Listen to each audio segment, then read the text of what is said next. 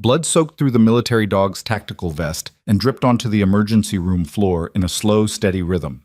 He stood motionless over the gurney, black eyes scanning every person who moved too fast, teeth bared just enough to make his position clear. 3 hospital security officers had their weapons drawn, 2 tasers, 1 actual firearm, all aimed at a 70-pound Belgian Malinois who was not going to move. The man on the gurney wasn't breathing. Nobody in the room knew what to do with that. The dog wouldn't let them close enough to confirm it. Every time a paramedic stepped forward, the animal shifted. Not lunging, not snapping, just repositioning with the kind of controlled precision that made everyone take a full step back. Then a nurse walked through the crowd, past the security line, past the drawn weapons, and placed herself between the dog and the guns. She said something, 2 words, maybe 3, in a language nobody in that room recognized. Not Spanish, not French, not anything from a high school curriculum. The dog sat down, just like that. The growling stopped. The weight shifted off his front legs. He sat beside the gurney like he'd been waiting for permission and looked up at the nurse with an expression that, on a human face, would have been relief. The room held its breath. Director Douglas Pierce stood at the edge of the ER bay with his arms crossed, watching. His expression hadn't changed, still the careful blankness of a man who had spent decades deciding what things were worth his attention. He'd already decided Emily Carter wasn't. If this story has you hooked, follow along, hit like, and drop a comment telling me what city you're watching from. I want to see how far this story travels. Emily Carter had been at Rivergate Medical Center for 14 months. She'd arrived in Ashford City the way some people arrive in places they didn't plan on, quietly, with a duffel bag and a lease signed over the phone and a forwarding address she'd given to exactly nobody. She rented a 1-bedroom near the Kelvin Street Bridge, bought secondhand furniture from an estate sale 2 blocks over, and showed up to her first shift at Rivergate with her scrubs already pressed and her hair already pulled back. She was 31. The other nurses assumed she was fresh out of a program somewhere, maybe a late starter, maybe someone who'd changed careers. She didn't correct them. She didn't offer much of anything, honestly. Not her background, not her history, not an explanation for why her hands never shook during procedures that made residents go pale, or why she could assess a trauma patient in the time it took most people to find a clipboard. She worked nights, mostly. She preferred it. Less oversight, more actual work, and the attending physicians who rotated through the night shift tended to be the ones interested in patient outcomes rather than department politics. The politics at Rivergate were something else. Director Pierce had built the hospital's administrative culture in his own image, which was to say organized, hierarchical, and deeply allergic to anyone who didn't fit the expected shape of things. He liked credentials he could read on paper, and authority that came with titles he recognized. He liked order. Emily had credentials she didn't talk about, authority she didn't use, and a very different understanding of order than anything Pierce had ever encountered. For 14 months, that tension had stayed quiet. She did her work. She kept her head down. She ate lunch alone in the break room, or sometimes not at all, and she went home to her apartment where the only living thing waiting for her was a cactus she'd bought at a gas station and named nothing because naming things made them harder to leave. She had no plans to leave Rivergate. She also made no plans to stay. She just worked. Cool. The call came in at 11:47 p.m. on a Thursday. Male, late 30s, unknown injuries, brought in by a private vehicle. No ambulance, no paramedics, just a black truck that pulled up to the ER bay and stopped with its engine still running while someone shoved open the passenger door. The dog was already outside when Emily got to the bay. He jumped out of the truck bed, that part came out later, from the security footage, and positioned himself beside the open passenger door before the man inside had even finished sliding out. The man was conscious, barely. He made it 3 steps before his legs stopped cooperating. Emily was the first nurse on scene. She registered the tactical vest on the dog before she registered anything else. The mole attachments, the weight of it, the way the animal moved with the man instead of around him. Working dog, handler down. She'd seen that configuration before, though not in an ER bay outside a civilian hospital in a mid-sized city at midnight. "Get a gurney," she said to the orderly behind her. Not a question. The man grabbed her wrist before she could step back. His grip was wrong, too strong for someone losing that much blood, which meant the adrenaline was doing heavy lifting and they had less time than his vital signs would suggest. He looked at her. She looked at him. Something in her face went very still. "Gurney," she said again. Her voice hadn't changed at all. The ER bay became a problem quickly. The dog wouldn't leave the body. That was the word the residents started using once the man's heart stopped. Body, as if the transition happened gradually and they needed to mark it somehow. The resuscitation team had 22 minutes before they called it. 22 minutes during which the dog permitted exactly 2 people within arm's reach of the gurney, Emily and a second-year resident named Marcus Obi, who had the good instincts to move slowly and make no sudden sounds. Everyone else got the teeth. By the time Dr. Pierce arrived, summoned by the charge nurse after the security officers refused to engage the animal without direct authorization, the ER had essentially reorganized itself around the dog. Patients in adjacent bays had been moved. Staff clustered at the far end of the corridor. The 3 security officers stood in a loose triangle formation, none of them sure who was supposed to make the first move. Pierce assessed the situation in about 4 seconds and made a decision in 2 more. "Get animal control on the phone, and get that nurse." He pointed at Emily, who was standing at the foot of the gurney, still in her position, still watching the dog. "Away from that animal before it decides she's a threat." "She's not a threat to him," Marcus said. Pierce looked at the resident the way he looked at most residents, like they were furniture that had developed the inconvenient habit of speaking. "I didn't ask for commentary." Emily turned around. She hadn't been crying. That was the thing that the charge nurse, Sandra Voss, would remember afterward. Not that Emily was composed exactly, but that her face had the specific flatness of someone who had already finished feeling something and moved past it. Like she'd run through the whole cycle in the time it took everyone else to figure out there was a cycle to run through. "You're not putting him down," Emily said. Pierce clasped his hands in front of him. "Excuse me?" "The dog. You're already thinking about it. I can see it. He's injured. He won't let anyone close. It seems like the easy call." She glanced at the security officers. "It's not the right call. I don't take operational guidance from floor nurses, Ms. Carter. Emily Carter." She said it the way you say a thing you've said 1,000 times. Just a name, nothing behind it. "And I'm not giving you guidance. I'm telling you what's going to happen if you make the wrong move in the next 5 minutes. The room was very quiet.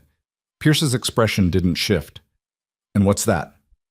"He'll take someone's hand off. He's not feral, he's protective. There's a difference. Feral you can dart. Protective, you have to communicate. And right now, the only person in this building he's decided to communicate with is me." Pierce studied her for a long moment. Long enough that Sandra Voss started to think he was going to walk away, call someone, make it administrative. Instead, he said, "Handle it then." Schaden. Emily approached the dog the way she'd approached him the first time. Straight on, no hesitation, making herself large enough to be seen and calm enough not to be a threat. She stopped a foot away and crouched down to his level. The dog watched her. She said something, the same pattern as before. 2 words, the inflection going down at the end, like a question that expected a specific answer. The dog's ears dropped. The tension went out of his shoulders. He shifted sideways, just enough, and put his head against her knee. She scratched behind his ear once, twice, and then her hand found the side of his vest. Her fingers moved over the fabric with the automatic competence of someone who had done this before, checking the clips, the compartments, the weight distribution. Her hand stopped. Marcus Obi, watching from 6 feet away, saw her expression change for the first time since the gurney had rolled in. Just a flicker, there and gone. But he'd later describe it as the look of someone who had just had a very specific fear confirmed. She stood up slowly. "He needs a vet," she said. "There's a 24-hour animal hospital on Delacroix Avenue, Ashford Veterinary Emergency. Call them, tell them you're sending a working military K9 with a GSW to the left flank and ask for Dr. Pruitt by name." "How do you know who to ask for?" Sandra asked. Emily didn't answer that. "Can someone drive him?" "Ms. Carter." Pierce's voice had gotten its edge back. "That dog is not a patient. What he is a liability, and he carried a message here." She looked at Pierce steadily. "Whatever happened tonight, Whatever that man on the gurney was doing and wherever he'd been, he came to this hospital specifically. The dog led the way specifically. She paused. You might want to know why before you start making decisions about things you don't have the context for. Pierce stared at her.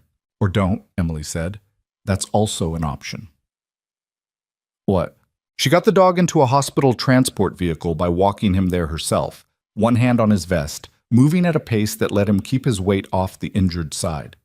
The orderly driving, a 23-year-old named Joel, who would tell this story at every family dinner for the next decade, said she gave the dog a final command at the vehicle door, and the animal got in on his own and turned around and sat looking back at her with those dark eyes until the door closed. Joel said she stood there for a moment after the vehicle pulled away, just standing. Then she went back inside. What she didn't do, what Sandra Voss noticed and filed away without quite understanding, was go back to her other patients. She went to the supply corridor adjacent to the ER bay, the one with the lockers and the brake sink and the single flickering fluorescent that facilities had been promising to fix since February. She stood at the sink with the water running and looked at her hands for a long moment. Then she turned the water off, dried her hands, and walked back into the ER like nothing had happened. Pierce found her at the nursing station at 1:15 a.m. He'd spent the intervening hour on the phone. Emily could tell by the look on his face the specific quality of bureaucratic irritation that comes from being transferred between departments. He pulled up a chair across the station desk and sat in it with the deliberate posture of a man exercising patience. "The man who was brought in," he said. "Do you know him?" Emily was entering chart notes. She didn't look up. "I'd like to answer that question with a question, if that's all right." "It's not, actually." "Did you get an ID on him?" Pierce's jaw tightened slightly. "His identification is pending. There were no documents on his person, and the vehicle was registered to a shell company that our administrative staff is currently untangling." "So, no," Emily said. "Ms. Carter, I'd rather not have this conversation in the middle of a shift." She looked up. "If you have official questions, I'll answer them officially, in a formal setting with whatever process Rivergate has for this kind of thing." "This kind of thing," Pierce repeated. "What kind of thing is that exactly?" She held his gaze. "A man died in your ER tonight without identification. A military working dog refused to leave his body. Your nursing staff demonstrated knowledge of that animal's command protocols. Those are three facts that exist in a specific kind of category, and I'd be careful about what informal conversation you have about it at a nursing station at 1 a.m. Pierce was quiet for a moment. "You're one of my floor nurses," he said. "You've been here 14 months. You've never asked for a promotion, never applied for a charge position, never caused problems," Emily said. "Which makes this a strange night." "It does." She went back to her chart.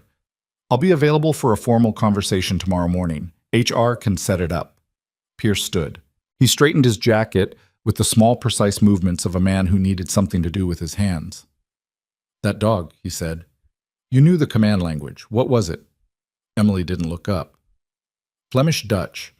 It's one of the standard training languages for European Line Malinois, less likely to be accidentally triggered by English commands." "And you speak it?" "Enough," she said. She finished her shift at 7. She signed out, changed in the locker room, and walked to the parking structure with her bag over one shoulder and her keys in her hand. She sat in her car for 11 minutes without starting it. The man on the gurney had been Sergeant First Class Darian Wolfe. She hadn't said that to Pierce. She hadn't said it to anyone. But she'd known the moment she'd looked at his face in the ER bay, before his hand grabbed her wrist, before any of it. She'd known him the way you know people you've been in bad places with, people whose breathing pattern you can identify in the dark, people whose decision-making you've staked your life on. She'd staked her life on his once. Twice. More. He'd been retired. That's what she'd last heard 2 years ago, through channels that were already starting to go quiet by then. Medical discharge. The same kind of vague administrative phrasing they used when they didn't want to specify what part of a person had stopped working right. She hadn't pushed for details. She'd had her own paperwork to deal with. What she couldn't figure out, sitting in her car in the Rivergate parking structure as the morning shift change traffic moved around her, was what he'd been doing in Ashford City, what he'd been doing in a civilian context, with a working dog in full tactical gear, with injuries that looked less like an accident and more like someone had found him. The command she'd given the dog was a search and report order. It was what you said when you needed the animal to show you something. He'd responded to it, which meant his training was current, which meant someone had been maintaining it, which meant Darian Wolfe hadn't been as retired as the paperwork suggested. She drove home. She showered. She stood in her kitchen and drank half a cup of coffee and looked out the window at the Kelvin Street Bridge for a while. She thought about the way his hand had felt on her wrist. Not panicked, purposeful, like he'd been trying to transfer something. She thought about what she'd felt when her hand moved over the dog's tactical vest in the ER bay. The specific weight of one of the compartments that shouldn't have had anything in it. She hadn't taken anything out. She'd stopped herself. She'd gotten up and started talking about the vet on Delacroix Avenue because she needed time to think, and thinking required distance, and distance required getting the dog out of that room before someone else started checking his vest. She was back at Rivergate by 9:30. She wasn't scheduled. She told the front desk she'd forgotten her personal kit in her locker, which was plausible enough that they buzzed her through without comment. She went to the locker room, spent 40 seconds there, and came back out. Then she went to the administrative wing. Sandra Voss intercepted her at the second-floor landing. "Pierce wants to see you," Sandra said. Her voice had the careful neutrality of someone trying to warn you without technically warning you. "He's been in his office since 7:30. "I know," Emily said. "I'm going." "Emily." Sandra stopped her with a hand on her arm. Not grabbing, just resting. "There were some calls this morning, to the hospital's main line, from a number our system flagged as government." Emily looked at her. Sandra kept her voice low. "Pierce's assistant said he took the call privately and then spent about 20 minutes on his computer looking at your personnel file." The information landed. Emily processed it the way she processed most things, quickly, quietly, without showing the math on her face. "Thanks, Sandra," she said. "Whatever's happening, I'll handle it." She took the stairs to the third floor and walked to Pierce's office and knocked once before opening the door. Pierce was at his desk. He looked like he hadn't slept, which was interesting because she doubted he was capable of caring about the things that would have kept him awake. There was something else in his face, a recalibration, like a man trying to hold a position he'd already started to doubt. He looked at her for a long moment. "Sit down, Ms. Carter," he said. His voice was different. Not warmer. Pierce didn't run warm, but more careful, like he was handling something he'd just discovered was heavier than he'd thought. She sat. "I received a call this morning," he said, "from a government office I'm not going to name in this conversation. The nature of that call..." He stopped, adjusted, started again. "I was made aware that last night's incident may involve matters that fall outside this hospital's administrative jurisdiction." Emily waited. "I was also made aware," Pierce continued, "that your personnel file, as submitted to Rivergate Medical Center, is," he chose the word carefully, "incomplete." "I applied for the position I hold," Emily said. "My nursing credentials are current and verified." "That's not what I mean, and I think you know that." She was quiet. Pierce leaned back. "The phone call I received suggested that I should extend you whatever operational cooperation you require." Those were the exact words used. Operational cooperation. "That's good advice," Emily said. His expression did something complicated. Pierce was not a man who liked being in a room where someone else knew more than he did. He'd built an entire institutional culture to prevent that feeling. "Who are you, Ms. Carter?" Emily picked up her bag. "Right now. I'm your 14-month floor nurse who came in on her day off." She stood. "I need to make a call from somewhere private. I'll use the family consultation room on 2 if that's all right." Pierce stared at her. "If it's not all right," she said, "I'll step outside." He made a gesture with one hand that meant do whatever you need, and she took it, and she left. She didn't make a phone call. She sat in the family consultation room, beige walls, box of tissues on the table, the specific stillness of a room that had absorbed too much bad news. And she put her bag on the table and opened it and took out what she'd actually gone to the locker room to retrieve. It wasn't from her personal kit. Joel, the orderly who'd driven the dog to Delacroix Avenue, was thorough and fast and had the useful quality of not asking questions he suspected he didn't want answered. Emily had asked him, very quietly, at the end of his shift, whether the dog had been managed by anyone before the vet got to him. Joel had said no. The vet tech had come out to the vehicle and they'd gone straight through. The vest had been removed by the veterinary staff and set aside. Joel had also mentioned, without being asked, that when he'd been waiting in the parking lot, he'd noticed one of the vest's side pockets had been unclipped, like someone had opened it and closed it again in a hurry. The item Emily had taken from her locker, the item that had been waiting there, placed before she arrived, which told her the timing of things she hadn't wanted to calculate yet, was a small folded card, the kind of waterproof card they used in field applications. Treated paper, graphite pencil, 3 lines of text. She read it twice. Then she sat with it for a moment, both hands flat on the table, looking at the words without reading them anymore. Darian Wolfe had been dead for 4 hours before she'd walked back into this building. He'd known, when he sent that dog into that emergency room, that he probably wasn't making it out. He'd sent the dog anyway. He'd gotten himself to Ashford City, to this hospital, to the one person in the civilian world he apparently still trusted, because he'd found something.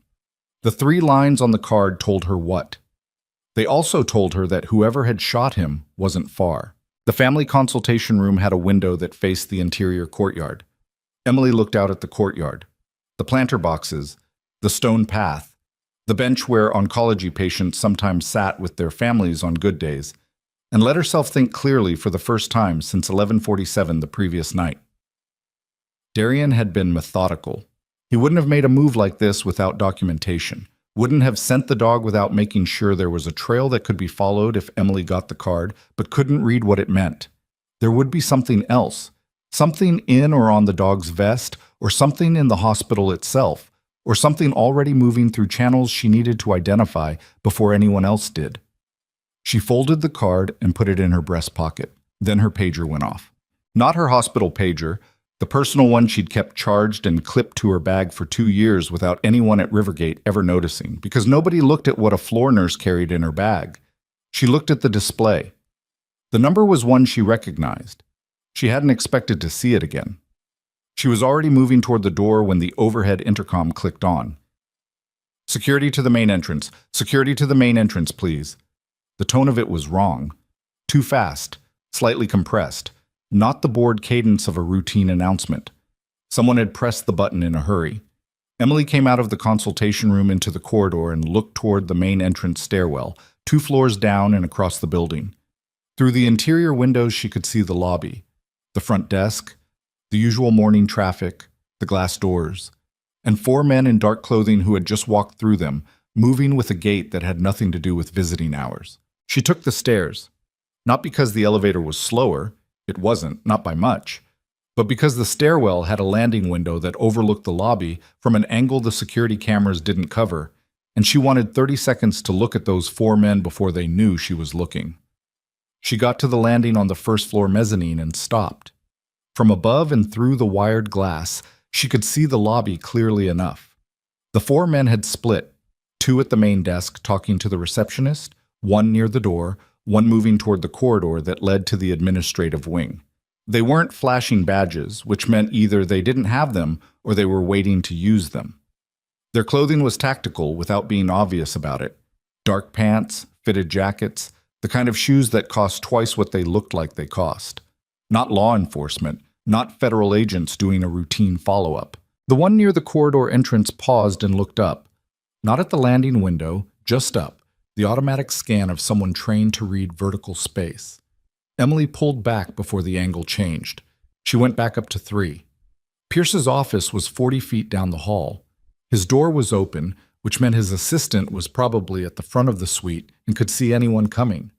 Emily went the other direction, toward the records annex that nobody used before noon, and she pulled out the personal pager and looked at the number again.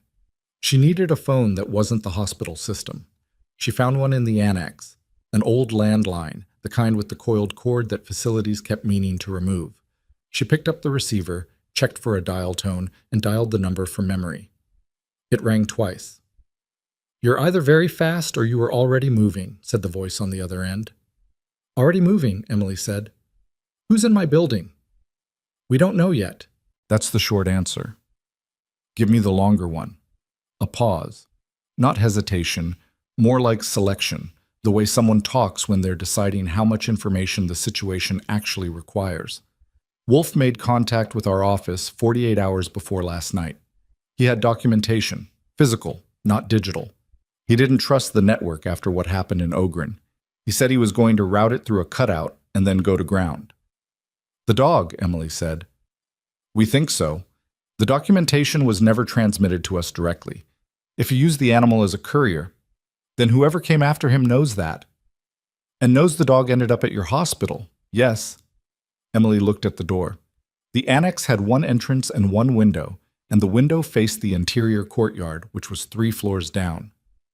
The vest, she said. The vet on Delacroix. Did you? We have someone en route, but if those men in your lobby get there first, they won't. She said it before she'd fully decided it was true. How long do I have? We don't know what they're there for yet. They might just be watching. They split on entry, one's heading toward admin. She thought about that. They're looking for a conversation, not a confrontation, something they can do quietly. Or they're buying time until a third party arrives. That landed differently. Emily pressed her hand flat against the wall next to the phone and looked at the ceiling for a moment, running through what she knew about the timing. Darian in the ER bay at midnight, the dog at the vet by 1:30, her back in the building by 9:30, and it was now just past 10. The card, she said. The 3 lines. We need you to read it to us. I know what it means. Emily, it means he found the source. It means it's not external. The breach in the Ogren operation, he found where it came from, and it's... She stopped, reorganized. I need an hour. You don't have an hour. Those men, stall them. She put the receiver down. She didn't let herself think about Darian Wolf again. That was a decision she'd made at the sink in the supply corridor at 1 in the morning, and she was holding to it. Not because the grief wasn't there, but because grief had a weight that slowed you down, and right now she needed to be fast. She went back down to 2, to the consultation room, and she picked up her bag. Then she walked to the nursing station on the south wing and found Marcus Obi writing a patient note with the distracted focus of a man running on 4 hours of sleep. I need a favor, she said. Marcus looked up. Whatever he saw in her face made him put the pen down. Okay. The annex on 3. There's an old landline. If anyone asks to use a secure hospital communication line in the next hour, route them there. Tell them it's the only terminal with the clearance access they need. Is that true? No. But it'll take them about 20 minutes to figure that out, and by then it won't matter. She held his gaze. Don't put yourself in the middle of this, Marcus. Just the phone. That's all. What are you doing? My job, she said, and meant it in a way that didn't have anything to do with Rivergate Medical Center. She left before he could ask anything else. Duts. The Veterinary Emergency Center on Delacroix Avenue was a 20-minute drive in light traffic, and Emily made it in 14. She'd taken her personal car and paid for parking with cash, which was not something she'd consciously planned, and which told her that certain instincts were coming back faster than she'd expected. Dr. Pruitt was a compact woman in her mid-50s with the efficient manner of someone who treated emergencies as puzzles rather than disasters. She met Emily in the back corridor, away from the front desk and the 2 staff members working the morning intake. He's stable, Pruitt said without preamble. GSW, left flank, went through clean, no organ involvement. He's sedated right now. The vest, where is it? Pruitt looked at her steadily. You're not the first person who's asked me that this morning. Emily went still. Who else? A man. About an hour ago. Said he was from the Department of Defense. Had a card. Looked right. Asked about the dog's equipment. What did you tell him? That we'd inventoried the vest per standard protocol, and it was in secure storage. Pruitt paused. Which is true. It's in my office. Under my desk. In a locked cabinet I've had since 2003, and I didn't tell him that part. Emily let out a breath that wasn't quite relief. Dr. Pruitt, I've been a veterinarian for 30 years, Pruitt said, in a tone that indicated she was done being spoken to like someone who needed context. I've worked with military dogs. I know what a DoD credential looks like, and I know what someone looks like when they're using a real one. She met Emily's eyes. He wasn't. No, Emily agreed. He wasn't. Pruitt turned and led her down the corridor without another word. Down. The tactical vest was in the cabinet, as advertised. Pruitt unlocked it, set the vest on her desk, and stepped back to the doorway. Close enough to see, far enough to make it clear she understood the distinction between what was her business and what wasn't. Emily went through it methodically. The compartments she'd already cataloged in her memory from the ER bay: mole grid, left side panel, right side panel, the collar attachment point. She'd felt the weight of the left side panel in the ER bay and stopped herself from checking it. She checked it now. There was a second card. Same waterproof material, same graphite pencil. But this one wasn't 3 lines, it was a reference. An 8-character alphanumeric sequence and a location descriptor that read RWGTE/admin level 2/crossref filing. RWGTE. Rivergate. Emily stood with the card in her hand and felt the particular quality of stillness that comes right before a situation becomes irreversible. Darian had been to this hospital before, had accessed the administrative level, had cross-referenced something in the filing system, paper, not digital, because digital left footprints and Darian knew better than most how footprints got used. Whatever he'd found had been hidden inside Rivergate Medical Center, and she'd been working 14 months in the same building without knowing it was there. She took a photo of the card with her personal phone, replaced it exactly as she'd found it, and resecured the vest. "The man who came this morning," she said to Pruitt. "Did he touch anything?" "I didn't leave him unattended." "Did he try?" Pruitt's expression was dry. "He tried to look at the intake forms.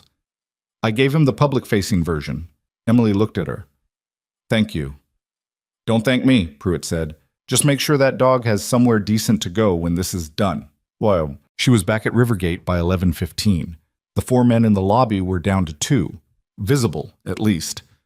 The other pair could have gone anywhere, which was a problem she couldn't solve without more information. She went in through the side entrance off the Kellerman Street parking structure, used her badge, and took the back corridor to the administrative level. Level 2 admin was where the non-clinical records lived. Historical files, credentialing archives, contractor agreements, the kind of documentation that hospitals generated in enormous quantities and then struggled to store because the digital systems were never quite complete and someone always kept the paper. Emily had been on this floor twice in 14 months, both times to pull credentialing verification for patients with unusual insurance situations. She knew the layout. She also knew that the records room in the back had a clerk, a part-time position, a rotating roster, and that the Tuesday morning clerk was a woman named Peggy Hartwell, who had been at Rivergate for 19 years and who Emily had once helped through a complicated shift change when Peggy's car died in the parking structure in December. Peggy was at her desk when Emily pushed open the records room door. "Emily?" Peggy looked surprised, which was reasonable. "You're not on today." "I know, I'm looking for something for Dr. Riley." The name of the most administratively busy attending she could think of. "Patient file cross-reference. It's old enough it might only be in paper." Peggy waved at the back shelves. "You know how it's organized." "I do. Thanks, Peggy." She didn't go to the patient files. She went to the contractor records, the section that housed vendor agreements, consulting contracts, equipment leases, and she started with the alphanumeric sequence from the card. It took her 6 minutes to find it. The file was thin, 4 pages, paper-clipped, tucked inside a standard contractor agreement folder with a name on the tab that she almost passed over. Cross N. Consulting Agreement, Surgical Advisory Board, executed 2021. Dr. Nathan Cross. She knew the name. She'd never had a direct interaction with him. He was attending surgical staff. She was floor nursing. The overlap was minimal by design in a hospital Pierce's size. She'd seen him in passing, 50s, authoritative bearing, the kind of man who moved through hospital corridors like the space belonged to him. She'd clocked him the way she clocked everyone, reflex more than interest. and hadn't thought about him again. She opened the file. The consulting agreement was standard on its face, but clipped behind it, in Darian's handwriting, she knew it the way she knew his grip, she would have known it in the dark, were 3 pages of notes, dates, names, reference numbers, a timeline that started in 2019 and ended 7 months ago. She read it once, fast. Then she read it again slowly, because the first pass had made her hands cold, and she wanted to make sure she was reading it correctly. She was. Nathan Cross hadn't been consulting for Rivergate's Surgical Advisory Board. The agreement was real. She could see Pierce's signature, the board's countersignature, but the dates in Darian's notes showed something else running alongside it. A second relationship. Financial transfers routed through a subsidiary that didn't appear in any public record Emily could verify right now, but which Darian had mapped with the meticulous care of a man who understood that the only way to dismantle something was to document it first. The Ogren mission. 3 years ago. 4 dead, 2 wounded, 1 survivor who'd been medically discharged under conditions that were never fully explained. The mission that had ended Emily's unit and effectively ended her military career, wrapped in an administrative finding of operational failure that nobody had been willing to examine too closely. The source of the intelligence breach that had gotten those 4 people killed was in Darian's handwriting on the second page. Her phone buzzed. She looked at it. A text from a number she didn't recognize. 4 words. They're coming to admin. Marcus. It had to be Marcus, passing something along from whoever had tried to use the annex phone and gotten rerouted. Or someone else. She didn't have time to figure out which. She took photos of all 3 pages. Then she replaced the file exactly where she'd found it, walked back to Peggy's desk, and said, "Found it. It was misfiled. Tell Dr. Riley I'll send him the reference number." Peggy nodded without looking up. Emily was through the records room door and moving down the corridor before it had fully closed behind her. She was 20 feet from the stairwell when Douglas Pierce came around the corner. He wasn't alone. One of the men from the lobby was with him, not presenting as an escort, standing just far enough back to maintain plausible distance, but Emily read the configuration immediately. Pierce's body language was wrong. Too upright, the specific overcorrection of someone trying to look unaffected by something that was affecting them considerably. Pierce saw her and stopped. Something moved through his expression. Surprise, then calculation, then a decision she couldn't fully read. "Ms. Carter," he said it carefully. "I was just told you'd come in." "I had some things to follow up on," she said. The man behind Pierce was looking at her with the focused neutrality of a professional assessment. Emily didn't look back at him long enough to make it a staring contest. "Could we speak privately?" Pierce said. "Of course." He led her to the small conference room at the end of the hall, the one used for credentialing reviews and vendor meetings. The man from the lobby didn't follow them in. Pierce closed the door and stood in front of it with his arms crossed, which told her he was either about to deliver something uncomfortable or had already been told to deliver it and was still deciding how. "You need to leave the building," he said. Emily looked at him. "Not permanently," he said quickly. This isn't a termination. I need you to understand that. But there are people here who need access to certain records, and they've indicated that your presence, who sent them? I can't tell you that." "Can't or won't?" Pierce's jaw tightened. "Carter, they showed you credentials," Emily said. "Official-looking credentials from an agency or an office that sounded important enough that you decided cooperating was the path of least resistance. And now you're standing in front of a closed door telling me to leave the building." She kept her voice level. "Director Pierce, with respect, you have no idea what you've been asked to participate in." "I know exactly. You don't." She said it simply, without heat. "The man who died in your ER last night was a decorated federal operative. He came to this hospital specifically because someone inside it is the reason 4 soldiers died 3 years ago. The people who sent those men downstairs are not here to investigate that. They're here to manage it." Pierce went very still. "If you ask me to leave," Emily said, "I'll leave. I'm not going to make this harder for you than it has to be. But I want you to understand that what happens in the next few hours will happen regardless, and the only question is whether Rivergate is on the right side of it." The silence stretched. Pierce unfolded his arms. He put one hand on the back of the nearest chair and looked at it for a moment, not at her. "What do you need?" he said finally. Emily had not expected that. She recalibrated fast. Access to the administrative records room for another 20 minutes without anyone noting my presence. Done. And the main conference room on this floor needs to be unavailable until I tell you otherwise. I'll have my assistant put a systems update notice on it. Thank you. She moved toward the door. "Carter?" His voice stopped her. She turned. Pierce was looking at her with an expression she hadn't seen on him before. Not respect exactly, more like the first stages of it, reluctant and confused, the look of a man reconfiguring something he'd already filed away. "The phone call I got this morning. They told me you were a problem." "That's about right," she said. She left before he could say anything else. Tick. The records room was clear. Peggy had gone to the break room. Emily could see through the glass. And she was back in the contractor files with her phone camera in 90 seconds. She wasn't looking for more of Darian's notes.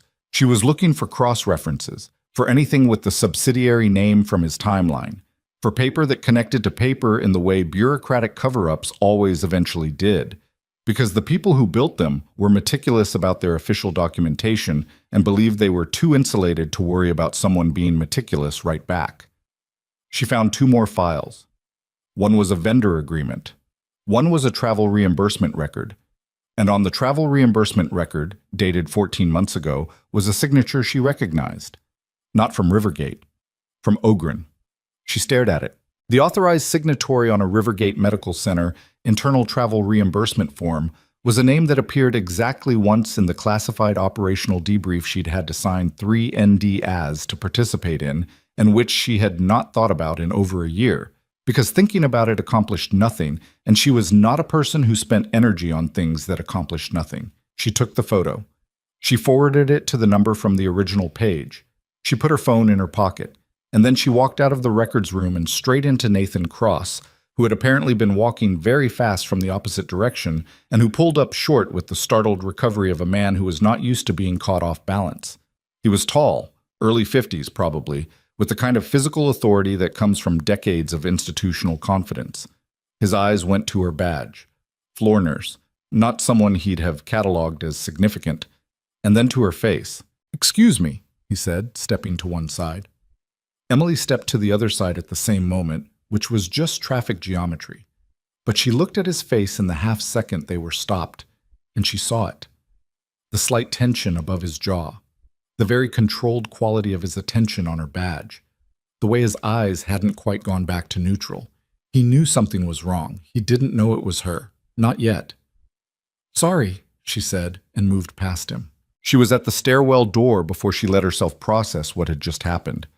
Cross had been heading toward the records room, which meant either he'd been told about the investigation or he'd been monitoring it himself, which meant the men in the lobby weren't managing the situation on his behalf. They were here because he'd made a call. Because Darian showing up at Rivergate had scared him, and a scared man with 18 months of access to a hospital's administrative infrastructure was a man capable of making things disappear very quickly. She took the stairs down 2 floors and came out near the ER bay and stood in the corridor for 3 seconds thinking. Then she pulled out her phone and called the number again. "The documentation is in the contractor files on level 2 admin," she said when it picked up. "Third shelf from the left, vendor agreement section, file labeled Cross. There are also 2 additional files. I've sent you photos of all of it." "We have them." "Emily, listen. He's in the building, Cross. He was heading toward the records room." A short silence. "How long ago?" 2 minutes. "Is the documentation still in place?" "Yes. I didn't move it." Okay. We need you to..." "I know what you need me to do," Emily said. "I need you to tell me how long." "We have a team in Ashford. They were already staged for a different operation, but we can redirect 90 minutes, maybe less." 90 minutes was a long time. 90 minutes was long enough for a man with access and motivation to locate and destroy 4 pages of handwritten notes that nobody else in this building knew existed. "Faster," she said. "We're moving as fast as..." "Faster." She hung up. She stood in the ER corridor and looked at the bay where Darian Wolfe had died 6 hours ago. The gurney was stripped and clean. The floor had been mopped. There was nothing left of him in this space, which was how it always went. The hospital absorbed its tragedies and reset, because the alternative was unusable. She thought about the 4 names on the second page of Darian's notes. Soldiers she'd known. One of them had been 24 years old, from a small town outside of Baton Rouge, who used to organize card games to pass time between missions, and who owed Emily $40 from a hand she'd never collected on. She thought about the reimbursement form with the wrong signature on it. 14 months ago. Around the time she'd arrived in Ashford City, which was not a coincidence she could afford to examine right now, she moved. Back upstairs, different route. The service elevator on the east side, up to 2, came out behind the administrative wing instead of in front of it. She went to the records room and looked through the glass. The file was gone. The shelf was there, the other files were there, and the space where the cross-contractor agreement had been filed was empty. She couldn't see Peggy, still on break or somewhere else, and she couldn't see anyone in the room, which meant whoever had taken the file had been fast and had known exactly where to look. Emily stood at the glass for one breath. Then she went to find Nathan Cross. She didn't have a plan. That was the honest version of what was happening. She had information, she had photos on her phone, she had a team 90 minutes out, and she had a man who had just taken physical evidence from a hospital records room, and who was the only person who could tell her how much more there was and where it was. She found him in the surgical suite corridor on level 3. He was alone, moving toward the physician lounge with the unhurried pace of a man who had just done something and was now performing normalcy. Emily fell into step behind him at a distance that was close enough to be intentional. He felt it. He turned. For a moment they just looked at each other. A floor nurse and an attending surgeon in a hospital corridor at 11:40 in the morning, with nothing formally wrong with the picture and everything actually wrong with it. "Dr. Cross," Emily said, "can I help you?" "You took something from the records room." His expression went through 3 things very fast: surprise, assessment, and then a recalibration that landed on a kind of cold composure she recognized.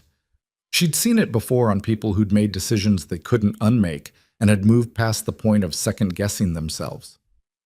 "I don't know what you're talking about," he said. "The contractor file.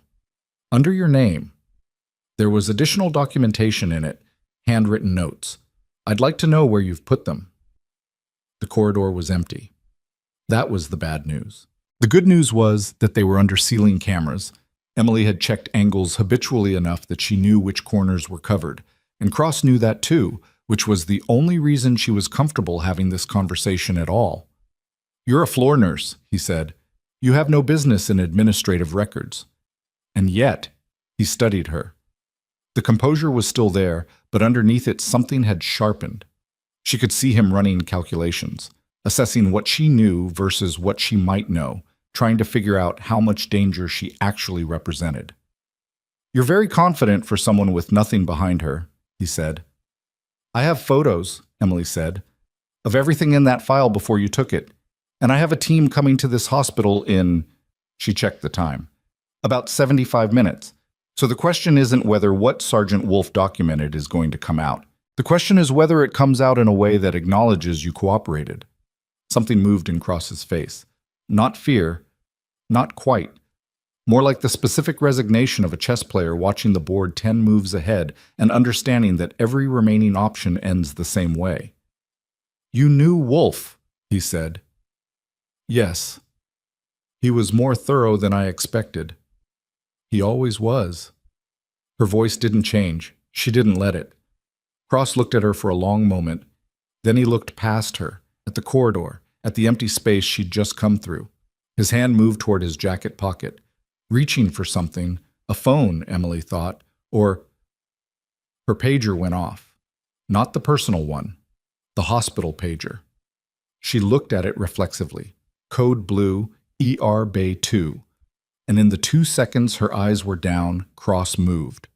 Not running, just gone. Through the door at the end of the corridor, the one that connected to the physician lounge and from there to the back elevator bank. And by the time Emily processed the movement and got to the door, the hallway on the other side was empty. She stood in the doorway with her hospital pager going off in her hand, and the code blue sounding from the overhead speakers and Nathan Cross somewhere in a building he knew better than she did, with Darian's documentation in his possession and 75 minutes on a clock that had just gotten a great deal more complicated. She went to the code blue anyway. Not because she'd forgotten about Cross, she hadn't forgotten a single thing, but because a code blue was a patient dying and she was still a nurse and some responses were below the level of conscious decision. She was in the ER bay in under 2 minutes, and the patient was a 63-year-old man in V-fib who'd come in with chest pain 40 minutes ago and whose rhythm had just gone somewhere nobody wanted it to go. Marcus was already on compressions. Emily took the airway. For the next 11 minutes, she did not think about Nathan Cross or Darian Wolfe or the empty shelf in the records room. She thought about airway position and compression depth and the specific quality of this man's color under the bay lights, and whether the second round of epi was going to do what they needed it to do. It did. Barely. His rhythm came back ragged and too fast, and they lost it once more before it settled. But it came back. The attending called it.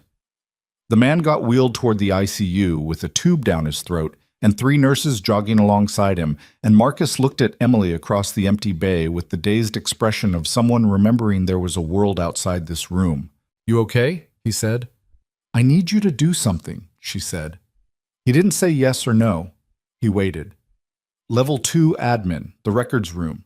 There's a gap on the 3rd shelf, vendor agreement section, a file that was there an hour ago and isn't anymore. I need you to go look at the shelf and tell me if anything's been put back. Emily, I know. I'll explain when I can. Right now I need eyes in that room and I can't be the one there. She met his gaze. 2 minutes, in and out. Marcus pulled off his gloves. Fine. She watched him go. Then she pulled out her personal phone and called the number again. It went to voicemail. A generic automated message, no name. And she said, "He's mobile inside the building. He accessed the records room and removed the physical documentation. I have the photos, but the originals are gone. I need to know if your team can verify the subsidiary transfers independently, because if the paper trail disappears..." She stopped. She'd heard something. Down the corridor toward the stairwell she'd come from, there was a sound. Not loud, not alarming on its own, but wrong in the specific way that a space sounds wrong when someone is trying not to make noise and not entirely succeeding. She'd spent enough time in places where that distinction mattered to register it immediately. She ended the call. The ER corridor was long and mostly empty at this hour. Late morning lull between the overnight admits and the afternoon walk-ins. A transport aide at the far end, a physician disappearing into a bay. Nothing between her and the stairwell door. She walked toward it anyway. The stairwell was empty, but the door to the sublevel, the basement, where biomedical engineering lived, and the server room and the records archive that nobody called the archive because it had been rebranded twice, was not fully closed. It sat 3 inches open with the kind of deliberate imprecision of something left that way on purpose. Emily stood at the top of the sublevel stairs and listened. Footsteps, below. One set. Moving with purpose but not running. The pace of someone who knew where they were going and wanted to get there before being followed. Not the pace of someone who thought they were already caught. She went down. The sublevel was institutional in the specific way of places that existed to serve the building rather than the people in it. Concrete floor, overhead conduit, fluorescent lighting on a motion-sensing delay that meant half the space was always one step behind you, the lights coming on in your wake as you moved. Emily had been here once, 6 months ago, following a facilities request. She knew there was one main corridor, 2 branch points, and a dead end at the back where the archive shelving unit stood. Cross was at the far end when she rounded the second branch. He hadn't heard her. He was at the shelving units with a box on the floor beside him and a folder in his hands. Moving fast, pulling pages, looking at them and sorting them into 2 piles with the frantic efficiency of a man who was past pretending he was doing anything legitimate. Emily watched him for 4 seconds. Then she said, "The photos are already transmitted." Cross spun around. The folder went sideways and papers scattered, and he grabbed for them with the automatic reflex of a man who'd spent years managing documents, and then stopped, because grabbing them was pointless, and some part of him knew it. He straightened. In better light, she could see what she'd missed in the corridor upstairs. The slight dishevelment, the quality of his breathing. He was scared. Not the cold calculation she'd read in the hallway, but something rawer underneath it, the actual human response that the composure had been sitting on top of. Transmitted to who? He said. People who've been building this case for 2 years, Emily said. Wolf didn't find you last week. He found you 18 months ago. Everything since then was documentation. Cross looked at the papers on the floor. Something in his face went through a process she couldn't fully track. Recalculation, maybe, or the specific exhaustion of a man realizing the scope of how thoroughly he'd been outmaneuvered. You have no legal authority here, he said. It came out thinner than he'd intended. No, Emily agreed. I'm a floor nurse. I can't arrest you. I can't compel you. I can't do anything officially. But the team that can is 40 minutes out. And the question you need to be sitting with right now is what the difference is between cooperating and not cooperating, because the file in your hands doesn't change what they already have. The file in my hands is the only physical evidence, the subsidiary, Vantegra Holdings. She said the name and watched his face. 14 months of transfers, routed through a contractor agreement that you co-signed with a man who died in the Ogren operation. The same operation you provided intelligence for. The financial records aren't in this building, Dr. Cross. They've been in federal hands for 6 weeks. The lights in the corridor behind her came on, motion sensor catching up. It made the space brighter and Cross's face more visible and the papers on the floor between them somehow more consequential than they'd looked in the dimness. You were there, Cross said. He was looking at her differently now. In Ogren. I was. You were the medic. A pause. The one they couldn't account for in the after-action report. Emily didn't say anything. Wolf came to you specifically, Cross said. Not to anyone in the official chain. He came to you. He trusted me, Emily said, which is more than I can say for most of what happened in that operation. Cross looked at the folder in his hand. He looked at it for a long moment, the specific gaze of a man in a conversation with himself about whether there was any version of the next 5 minutes that went differently. Then he set the folder down on the shelf beside him, not throwing it, not dropping it, setting it down. The 4 soldiers, Emily said. Her voice had changed slightly. Not softer, flatter. The way you talk about things that are too large for inflection. Sergeant Maris Tran, Corporal Devin Achebe, Specialist Reese Hollowell, Private First Class Luca Odemba. She let the names settle. They were 24 to 31 years old. They had families. Odemba had a daughter born 4 months after he died who has never known anything about who her father was because the operational records were sealed. Cross said nothing. You gave their position to the wrong people, Emily said. Not by accident. It's more complicated. It's not. She stepped forward, not threatening, just closing the distance between abstraction and accountability. You made a choice for money, and 4 people died because of it. And then you spent 3 years in this hospital collecting a salary and a reputation while their families got folded flags and no answers. The silence in the sublevel was its own kind of sound. Cross put both hands in his pockets. It was a posture Emily recognized. Not aggression, not preparation for flight. Containment. The physical management of something that had gotten too large for the space it was being kept in. What happens now? He said. Now we go upstairs and wait for the team. And if I... He didn't finish the sentence, which told her he'd already run the math on the alternatives and arrived at the same answer she had. There was nowhere in this building that was more useful to him than where he was standing. The exits were watched. He didn't know that, not specifically, but the 4 men from the lobby hadn't disappeared, and Cross was not a stupid man. I'd like to call my attorney, he said. That's your right. Emily picked up the folder from the shelf and tucked it under her arm. Upstairs. She put Cross in the main conference room on level 2 with the door closed and Pierce's assistant, a young man named Terrence, who had the composure of someone who'd worked for Pierce long enough to have seen unusual things, sitting outside with instructions to note anyone who approached and let Emily know. Then she stood in the hallway and called the number again. This time it picked up on the first ring. We're 22 minutes out, the voice said. Do you have Cross? He's contained, not under arrest, not officially. He's in a conference room. Is he cooperative? He's calculating. Emily looked at the closed conference room door. He set the files down. That's something. The subsidiary records check out on our end.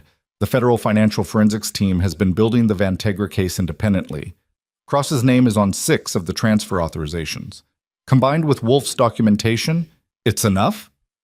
It was enough before today. Today makes it airtight. Emily leaned against the corridor wall.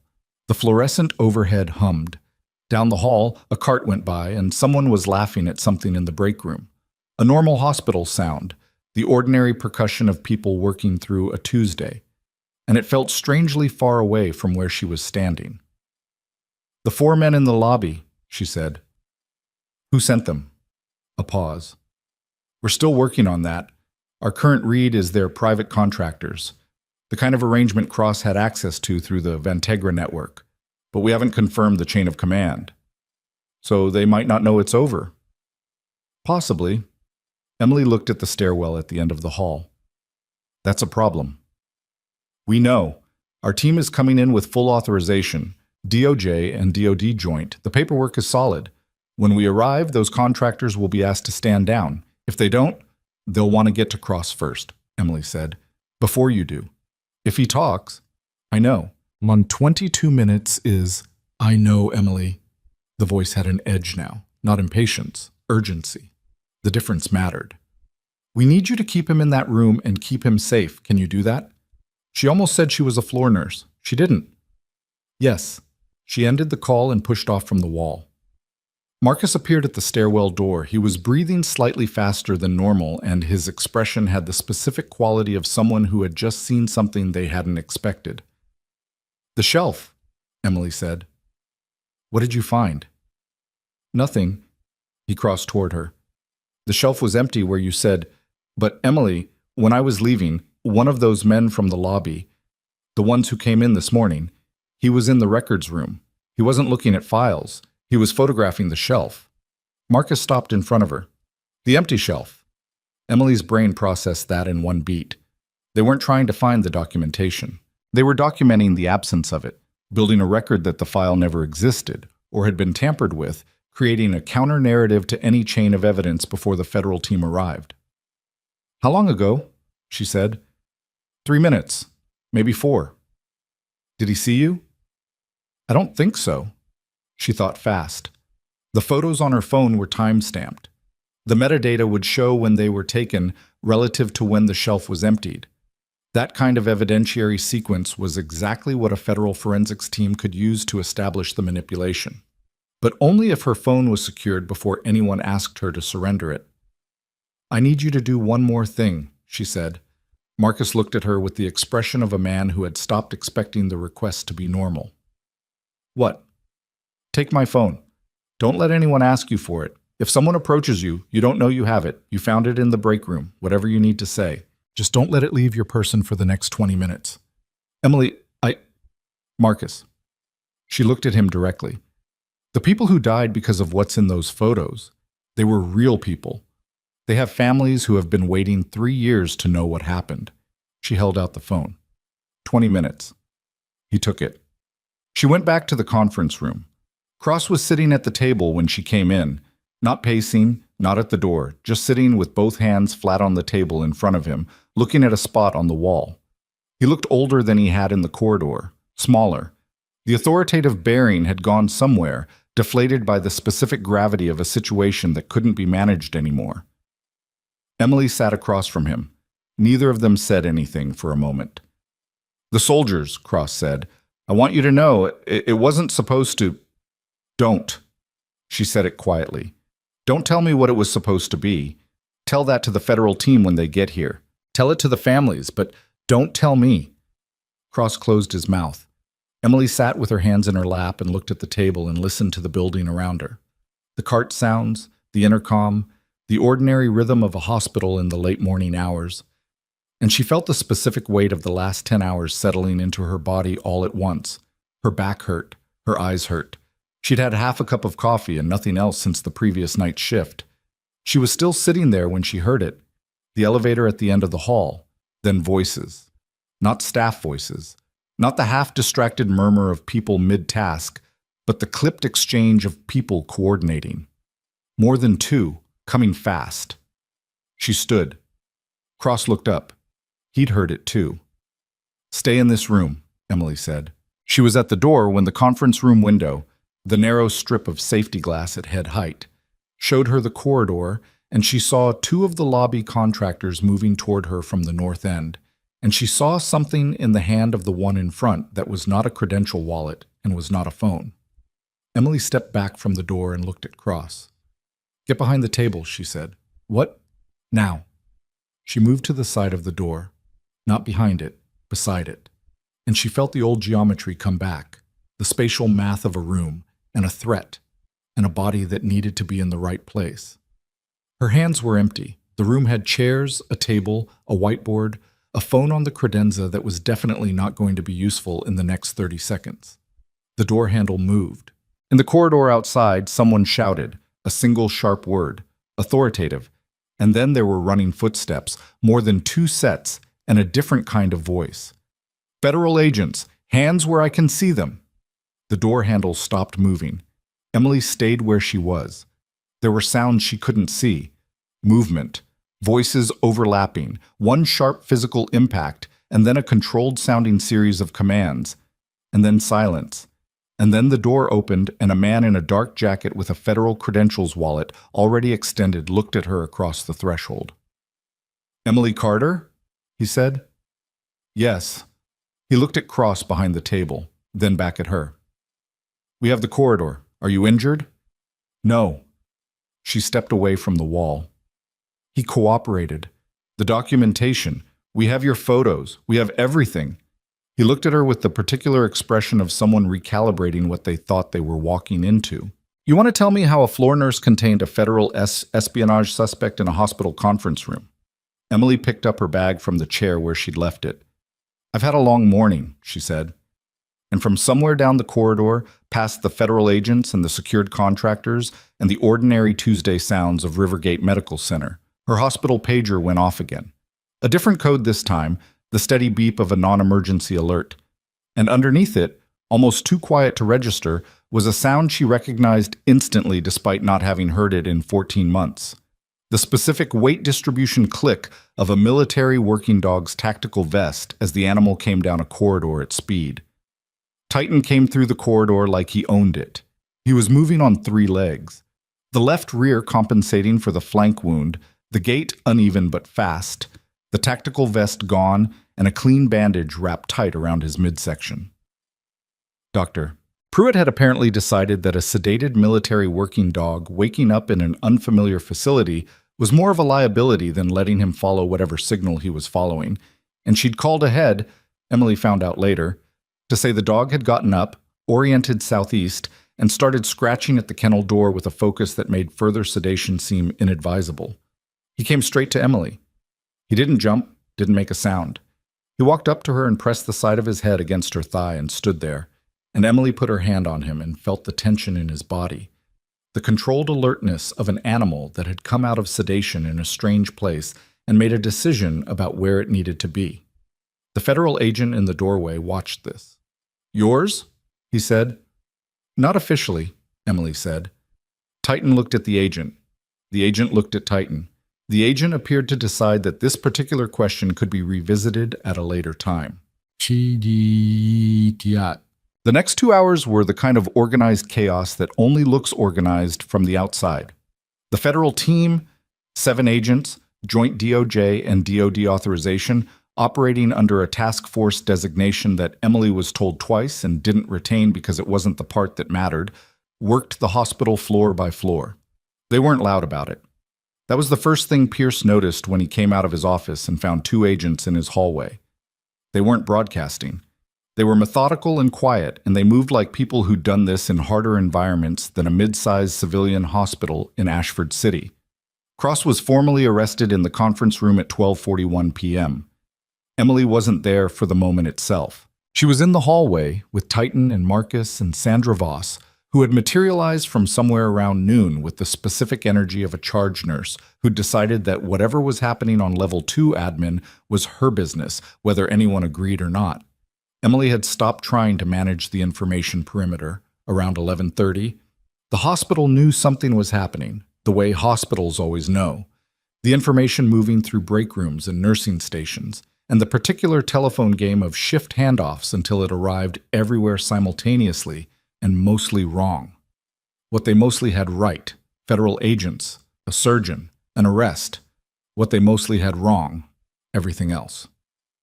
Marcus handed Emily her phone back when she came out of the stairwell. He'd been holding it for 40 minutes, and he had the look of someone who'd spent those 40 minutes being very casually uninteresting, which had apparently required more effort than he'd anticipated. "Anyone ask?" she said. "One of the lobby guys, before they were detained." He shrugged. "I told him I was the transport aide and I didn't know anything about a nurse named Carter." Emily looked at him. Marcus Obi was 29 years old and had been a second-year resident for 6 months and had, in the span of about 14 hours, handled a military working dog in a trauma bay, rerouted suspicious personnel using a broken landline, and provided operational cover for a federal evidence chain without being asked to do any of it officially. "Thank you," Emily said. "Don't mention it." A pause. "Genuinely, please don't mention it to anyone in the program review committee." The lead agent's name was Varga. First name either withheld or not offered. Emily didn't push. She met with him in the consultation room at 1:15, the same beige-walled space where she'd read Darian's card that morning, which felt like a different week. Varga had a tablet and a legal pad and the manner of someone who valued accuracy over speed. "Walk me through the timeline," he said. From the moment the patient was brought in, Emily walked him through it. All of it. The ER bay, the dog, the command in Flemish Dutch, Pierce's conversation, the card in the locker, Pruitt at the vet clinic, the records room, Cross in the sublevel, the conference room. She told it in sequence without editorializing, which was a habit from a different context that turned out to be useful here. Varga took notes. His pen moved in short, efficient strokes. When she was done, he looked up. "The locker," he said. "The card was placed there before you arrived this morning." "Yes, which means someone with knowledge of your locker assignment and access to the building placed it between your shift end at 7 a.m. and your return at 9:30. "That's what the timeline suggests." Varga wrote something. "You don't know who placed it." "I have a theory." "I'd like to hear it." Emily looked at the tissue box on the table. Wolf had been in this city for at least 48 hours before he came to the ER. Maybe longer. He knew the hospital, the administrative filing system, my locker number, the veterinary contact on Delacroix. He'd done reconnaissance. She looked back at Varga. He came to the ER because he was out of time, not because it was his first option. The locker card was already placed. He'd planned for the possibility that he wouldn't be able to deliver the information directly. "He was planning for his own death," Varga said. "He was planning for every outcome," Emily said. "That's what he did?" Varga set the pen down. He looked at her with the careful assessment of someone deciding how much a situation calls for. "You were medically discharged 18 months ago. The circumstances are sealed." "Yes." "You've been working as a floor nurse at this hospital for 14 months. "Yes." "Wolf trusted you specifically, came to this city specifically, left evidence in a location only you could access." Varga's expression didn't change. "That's a significant degree of trust for someone the Army effectively erased from the operational record." Emily held his gaze. "Darian Wolf was the best judge of operational reliability I've ever met. If he decided I was the right person for this, I don't have a reason to second-guess him." "I'm not second-guessing him," Varga said. "I'm trying to understand the full picture." "The full picture," Emily said, "is that 4 soldiers died in an operation that was compromised by a man who spent the last 3 years working 20 feet from the surgical supply closet on level 3. The full picture is that their families have been waiting 3 years for a reason. The full picture is that Wolf spent 18 months building a case that got him killed." She paused. "Whatever questions you have about my discharge or my record, I'll answer them. But those are the things that matter." Varga looked at her for a moment, then he picked his pen back up. "Tell me about Vantegra Holdings." Cross's attorney arrived at 2:30. The arrest processing moved to a federal facility on the other side of Ashford City, which meant Cross left Rivergate in handcuffs through the main entrance. Not the back exit, not the physician's parking access, but the front doors. past the lobby, past the reception desk, past 17 staff members who had various reasons to be near the entrance at 2:45 in the afternoon and who went very still when they saw it. Pierce was in the lobby. He'd positioned himself there, Emily realized deliberately, not to watch, or not only to watch. He was standing at the edge of the reception area with his hands clasped behind him and his face doing something that took her a moment to read. He was bearing witness. It was the only word for it. The deliberate presence of someone who had understood that what was happening required acknowledgement and had decided to be present for it rather than behind a closed office door. Cross didn't look at Pierce as he was walked through. He looked straight ahead with the compressed expression of a man trying to move through a public moment with the minimum amount of himself showing. The two federal agents flanking him moved efficiently. The whole thing took 40 seconds from door to vehicle, and then the vehicle was gone, and the lobby had the specific suspended silence of a space that has just witnessed something it will be talking about for years. Pierce turned and saw Emily. She was at the corridor entrance. Titan was beside her.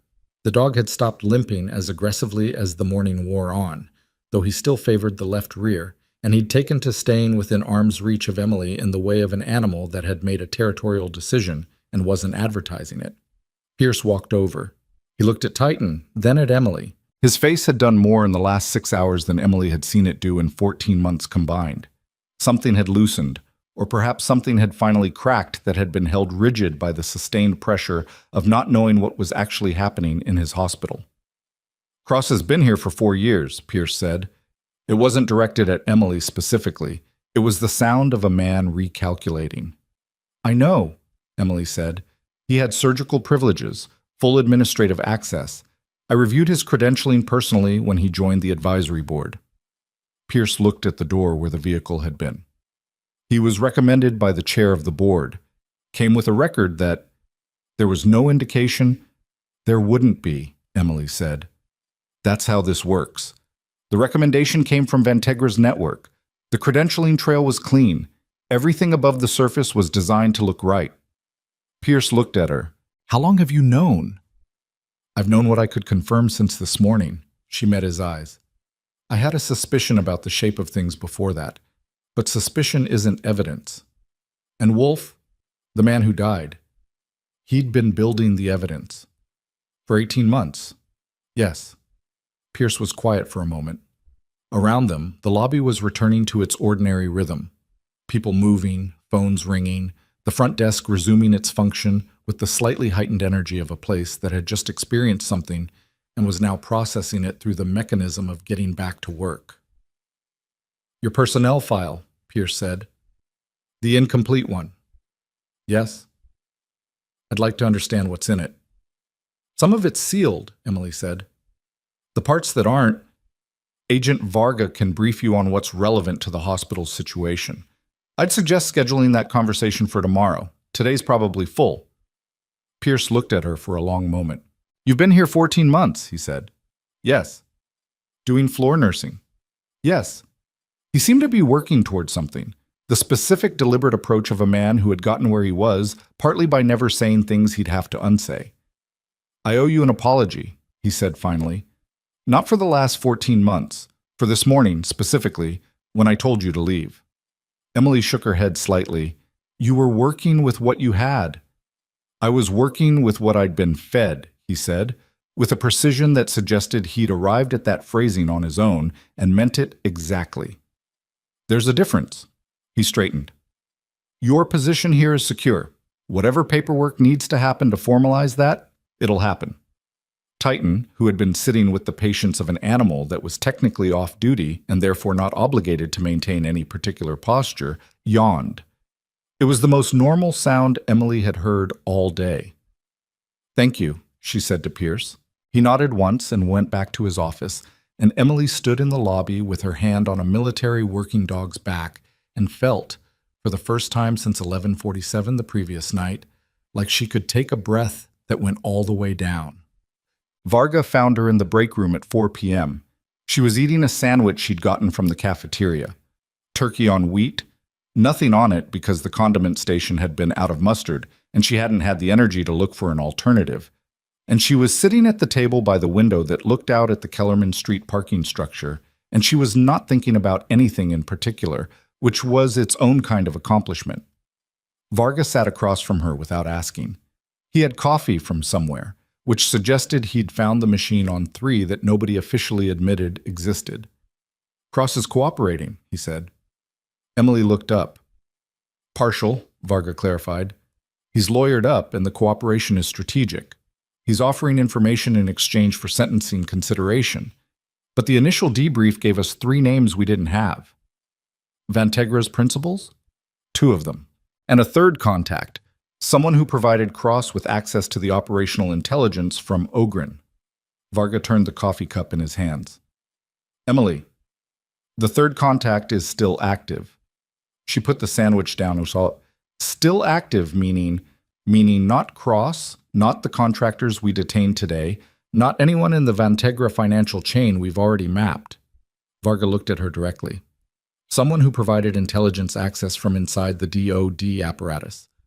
Cross gave us enough to narrow it significantly, but the identification isn't confirmed yet." Emily looked at the parking structure. A car was backing out of a space on the second level, and the brake lights were red against the concrete, and everything in her field of vision was ordinary, and none of it was landing quite right. "The Ogren operation," she said. "The intelligence breach that compromised the mission. You're saying it had 2 sources." "Cross was the conduit," Varga said. "But the raw intelligence, the operational position data, the timing, the personnel assignments, that didn't come from Cross. He didn't have that access. Someone fed it to him." Emily had known, sitting in the sublevel with Cross's papers scattered on the floor, that the shape of what Darien had found was larger than one man in one hospital. She'd known it and set it aside because one problem at a time was the only viable approach to a day like this one had been. But she'd known. "Wolf's notes," she said. "The 3 lines on the first card." "Yes. We've been working on that reference since you sent us the photos. The alphanumeric sequence in the first card isn't a file number. It's a personnel identifier." Varga set the coffee down. "We're running it. But I want you to be prepared for the possibility that this doesn't end with Cross." Emily looked at him. "I've been prepared for that since last night. There's something else." Plus, Varga reached into his jacket. Not a weapon, not credentials, a folded paper that he smoothed onto the table between them. "Cross said one other thing in the debrief. He said the third contact knew you were in Ashford City, knew which hospital, knew your cover employment." The break room was quiet. The sandwich was uneaten. Emily looked at the paper, which had a printed alphanumeric sequence on it, and she looked at it for several seconds before she understood what she was looking at. It was a personnel identifier. She recognized the format because she'd spent years in a system that used it. 8 characters, specific structure. The third character, a letter that indicated division. The third character was a V medical corps. She looked at Varga. "How long have you had this?" she said. "Cross gave it to us 40 minutes ago." "And you ran it?" "We ran it." Varga's voice was careful. Not soft, but precise, the tone of someone delivering a specific payload. "The identifier belongs to someone who was medically discharged from the Army 18 months ago, someone whose file is sealed." Emily sat very still. "Emily," Varga said, "the identifier in Cross's debrief." "It's mine," she said. "Yes." The break room hum, the refrigerator, the ventilation, the ordinary ambient sounds of a room that had nothing to do with any of this, continued without interruption, indifferent to the specific shape of what had just happened. "Cross says the third contact used your identifier to route intelligence," Varga said. "Your access codes from when you were still active duty. Someone who had your credentials, your actual system credentials, used them to pull the operational data and pass it to Cross." "That's not possible," Emily said. "My credentials were revoked at discharge." "They should have been." Varga held her gaze. "They weren't." Emily put both hands flat on the table. She looked at them. Her hands, which had been steady through 22 minutes of resuscitation this morning, through a code blue, through a conversation with a man she was fairly certain had intended to do her harm, her hands were very slightly unsteady now. "Someone left my access active," she said. "Deliberately." That's our current read. And used it to pull classified position data from an active operation. Yes. And when the operation went wrong, she stopped, started again. When 4 people died and the mission was investigated, the evidence trail pointed back to credentials belonging to a medically discharged combat medic who was no longer in the system to defend herself. Varga didn't say anything. The sealed discharge, Emily said. The words came slowly, not because she was uncertain, but because she was building something out of pieces she'd had for a long time and not been able to assemble correctly. I was discharged under circumstances that were never fully explained to me. I was told it was medical. I was told the record was sealed for my protection. She looked up. Whose protection was it actually for? That's what we're trying to determine, Varga said. Cross doesn't know the identity of the third contact. He received the intelligence through a secure dead drop. No direct communication. The only traceable element is the credential identifier, which is yours. He paused. But, Emily, someone set this up before the Ogren operation, before your discharge. They had your credentials in advance. Someone inside the medical corps, Emily said. Someone with administrative access to the credentialing system. Yes. She thought about the reimbursement form she'd found in the records room, the authorized signatory, the name from the Ogren debrief that had appeared on a Rivergate document 14 months ago. She thought about the 4 men in the lobby this morning. She thought about the way Cross had looked at her in the sublevel, the specific recalibration of a man who had just recognized something. You were always the problem, he'd almost said, the mask slipping before he'd caught it. He knew who I was, Emily said slowly. Cross, in the sublevel, when we were talking, he said I was the medic from Ogren. He recognized me. She looked at Varga. He didn't recognize me from 14 months of working in the same hospital. He recognized me from a file. Yes. Which means he had access to my actual file, not the cover employment record, not the civilian nursing file, my actual sealed military record.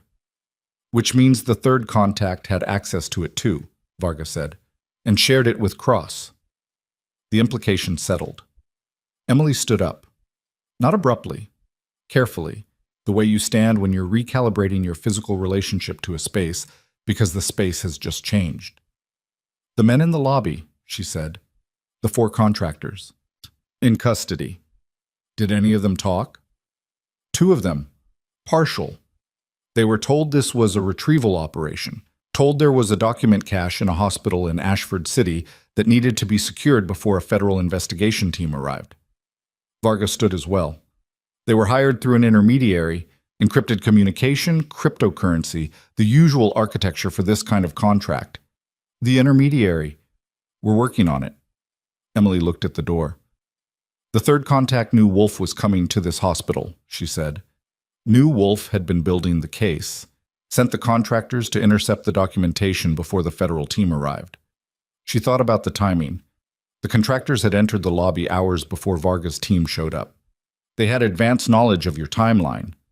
Varga's expression shifted. Barely, but Emily caught it. How advanced? She said. We think the asset inside the DoD was monitoring our communication channels. Varga's voice had gotten flatter. We've been running this investigation in a compartment, but if the same person who maintained access to your credentials had the right positioning, they knew you were coming, Emily said. So they sent people to get here first. Yes. And Cross had already been briefed to destroy the documentation the moment anyone showed up asking questions. That's our read. Emily looked at the paper on the table, the alphanumeric sequence, 8 characters with a V in the 3rd position. You need to find who kept my credentials active, she said. We know. And whoever it is, they're not in Ashford City. They're not in this building. She looked at Varga. They sent proxies. They always send proxies. Yes. So they're still out there. Varga picked up the paper, folded it back the way it had come. There's something else Cross gave us. A location, not an address, more of a description. A facility where the dead drop communications were staged. He looked at Emily. It's a medical facility. Emily waited. A rehabilitation center, Varga said, in a city called Millhaven, about 200 miles north of here. It's a private facility. contracted through the VA system for transitional care for discharged veterans. He paused. Cross said the contact who arranged the dead drop identified themselves as a physician. The VA. Transitional care for discharged veterans. A physician. Emily felt the geometry of it assembling, the access required, the positioning, the ability to maintain surveillance on a medically discharged combat medic's civilian employment history without triggering any system that would flag the inquiry. A VA-contracted physician would have the credentialing system access, would have the kind of institutional invisibility that came from being adjacent to the military apparatus without being technically inside it. Would have known where Emily was for 14 months, would have known where Darian Wolfe was too. Millhaven, Emily said. We're coordinating with the field office there now. She looked at Varga. How long? They're trying to... Her personal pager went off. Not the hospital pager. The personal one. The one that had been silent since 10 that morning. Emily looked at the display. A number she didn't recognize. Not the federal contact number. Not any number she had saved. A Millhaven area code. She looked at Varga. He looked at the pager. Don't answer it, he said immediately. If they're paging me, they know I'm still here, Emily said. They know the operation failed. They know Cross is in custody. She looked at the display. They're not calling to threaten me. Then why? Because they want to know how much we have, she said. And they think if they talk to me directly, they can figure it out. She looked at Varga. Can your team triangulate the source if I keep them on long enough? Varga was already reaching for his own phone. Yes, he said. But, Emily, I know what I'm doing, she said, and picked up the pager. The number was still on the display, cycling through its alert pattern, patient and deliberate as someone who had time and knew it. Emily stared at it. And in the doorway of the break room, where she hadn't been 30 seconds ago, Sandra Voss appeared, her face arranged in the careful blankness of someone who had just heard something through a door she hadn't meant to be standing outside. Emily, Sandra said. Her voice was wrong.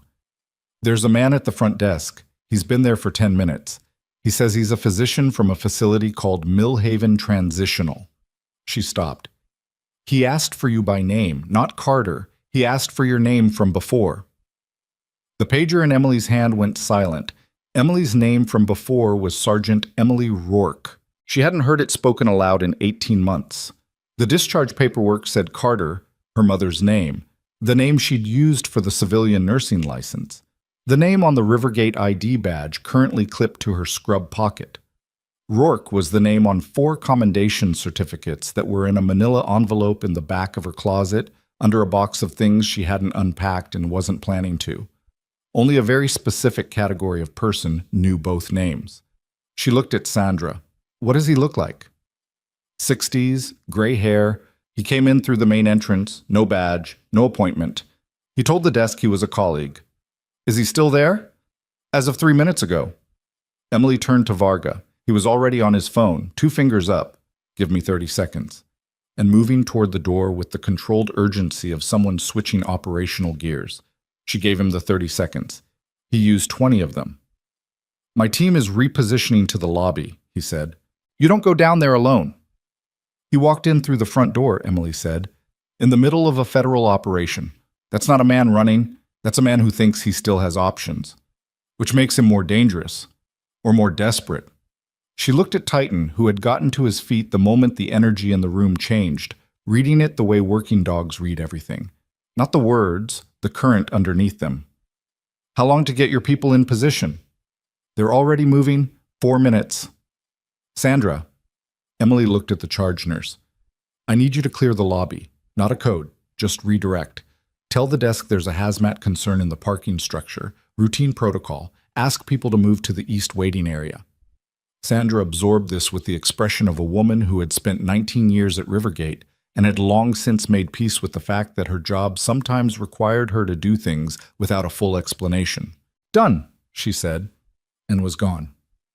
Emily looked at Varga. 4 minutes, she said. I'll wait. She waited 3.5. The lobby was mostly clear when she came down. The desk attendant had moved to the east corridor per Sandra's instructions, and 3 of the 4 people who'd been in the waiting area had followed. The fourth, an elderly man with a cane who appeared to be waiting for someone and had decided the hazmat notice didn't apply to him, remained in the far chair reading a magazine with the focused indifference of a person who had survived enough to know what was actually worth moving for. The man from Millhaven was standing near the information stand in the center of the lobby. He was exactly as Sandra had described: 60s, gray hair, the kind of physical stillness that reads as either patience or calculation depending on context. He wore civilian clothes, nothing remarkable, no briefcase, no visible bag. His hands were at his sides. He looked like a physician, the way certain people look like whatever they needed to look like for the situation they were in. The presentation was real enough, but it was also constructed, the way a good cover always is. Emily walked toward him. Titan walked beside her. She hadn't told him to. He'd simply positioned himself there at the stairwell and held the line, and she'd decided not to argue with 70 pounds of considered tactical judgment. The man saw her when she was 15 feet away. Something moved in his face. Not surprise exactly. More like the adjustment of a man who had been running a probability assessment and just had a variable confirmed. He looked at Titan, then at her. "Sergeant Rourke," he said. "Not anymore," Emily said. She stopped 6 feet from him. "Who are you?" "My name is Dr. Elliot Marsh." He said it evenly, as if names were the least complicated part of this conversation. "I've been at Millhaven Transitional for 11 years. I was the one who maintained your credentials after your discharge." Emily had known it was coming. Varga had laid the framework. The logic was there. But hearing it out loud still landed differently than anticipating it. There was a beat where she simply absorbed it. "You kept my access active," she said. "Yes." "And used it to route operational intelligence out of active missions." "I routed information," Marsh said. "I didn't decide what was done with it." 4 people died. He didn't look away. To his credit, if that word applied, he didn't look away. "I know." "Say their names." Something shifted in his expression. Tran, Achebe, Hollowell, Odemba." Emily said each one clearly. "They had names. If you're going to stand here and tell me you were just routing information, the least you can do is know the names of what that information cost." Marsh was quiet for a moment. "I came here because I want to cooperate," he said. "That's why I walked in through the front door. I could have run. I've had 48 hours to run since I understood how far Wolf's investigation had gotten." He looked at her steadily. "I didn't run." "Why not?" He seemed to consider the question as if it genuinely required thought. "Because I've been doing this for 11 years and I'm tired," he said. "And because Cross being arrested this morning means it ends either way, and I'd rather have some agency in how it ends." A pause. "And because I looked at your file, your actual file. What was done to you? The discharge, the sealed record, using your credentials as a liability buffer. That was not something I agreed to when I started." Emily studied him.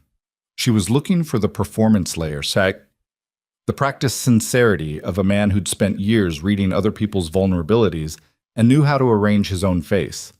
She could see some of it, but underneath it was something that looked reluctantly like the real thing. "You didn't agree to it," she said, "but you let it happen." "Yes." "For 11 years." "Yes." He held her gaze. "I'm not here to make a case for myself.